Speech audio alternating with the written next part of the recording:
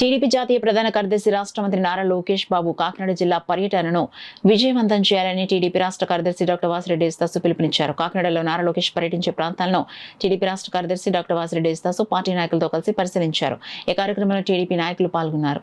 Kakinada rural నియోజకవర్గం నుంచి 1200 మంది లీడర్స్ అందరితోటి కూడా 3 గంటల మీటింగు ముందు సర్పంచానికి 10 గంటలకు 10:30కి వస్తారు. అక్కడి నుంచి జేఎన్టీకి వెళ్తారు. జేఎన్టీ నుంచి కోరమండలికి వెళ్ళి కోరమండలి నుంచి 3 గంటల ఇక్కడికి వస్తారని చెప్పి సందర్భంగా నియోజకవర్గ ప్రజలందరూ కూడా గమనించి మేము అందరినీ పిలిచాం. ఇంకా తెలియని వాళ్ళు ఎవరన్నా వచ్చి మధ్యాహ్నం 12 గంటల నుంచి ఇక్కడ లంచ్ కూడా ఏర్పాటు చేయడం జరిగింది జిల్లా కమిటీ నవీన్ గారి ఆధ్వర్యంలో. అది కూడా ఇంపార్టెంట్ వాళ్ళందరూ రావాల్సిందిగా కోరుతా ఉన్నాం. ఈ కార్యక్రమాన్ని అందరూ కూడా జయప్రదం చేయాలని కాకినాడ రూరల్లో నియోజకవర్గ తెలుగుదేశం కుటుంబ సభ్యులందరినీ కూడా పిలుపునివ్వడం జరిగింది.